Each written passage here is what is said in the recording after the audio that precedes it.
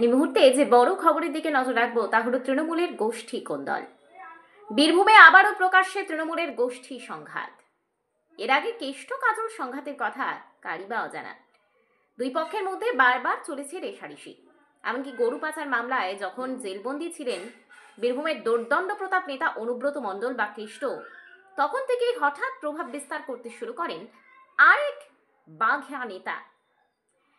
সে নেতার নাম কাজল শেখ।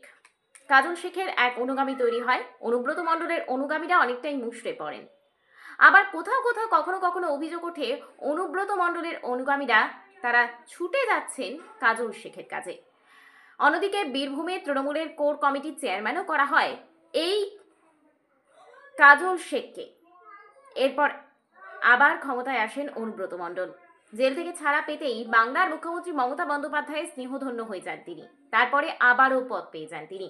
একেবারে বাঘা মেজাজে ফিরে আসেন কেষ্ট মণ্ডল। বীরভূমের কেষ্ট মণ্ডল বাঘা মেজাজে ফিরতেই কাজল এবং অনুব্রত দ্বন্দ্ব এতটুকু স্তীমিত হয়নি, বরং বেশ কয়েকবার কেষ্ট মণ্ডলের বিরুদ্ধে অভিযোগ উঠেছে, অর্থাৎ অনুব্রত মণ্ডলের বিরুদ্ধে অভিযোগ উঠেছে কাজল শেখকে নানানভাবে প্ররোচনা দেওয়ার।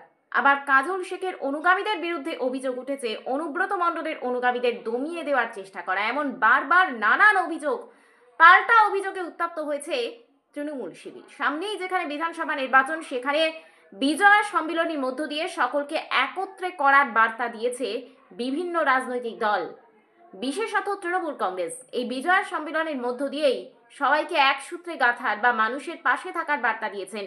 স্বয়ং অভিষেক বন্দ্যোপাধ্যায় বলেছেন, কোনো কোলনল নয়, সকলে একসঙ্গে থাকবেন, এক সূত্রে গাঁথা হয়ে থাকবেন। কিন্তু আদৌ কি তা হচ্ছে?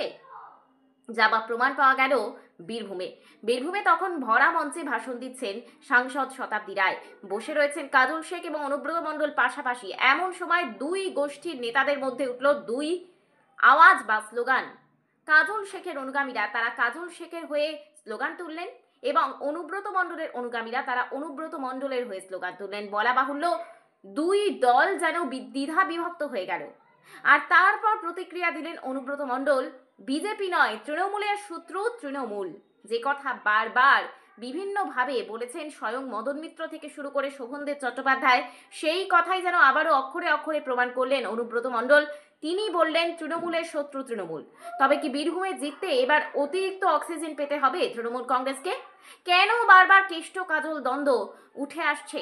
গরু পাচার মামলায় কেষ্টর ছাড়া পাওয়ার পর থেকেই কাজল শেখ কি অনেকটা স্তীমিত হয়ে গিয়েছেন? এমন নানান প্রশ্ন বারবার ঘোরাফেরা করে সাধারণ মানুষের মধ্যে। এই নিয়ে এবার দলের উচ্চস্তরীয় নেতৃত্ব কি বার্তা দেয় সেটাই দেখার। দেখতে থাকুন মেদিনীপুর টিভি।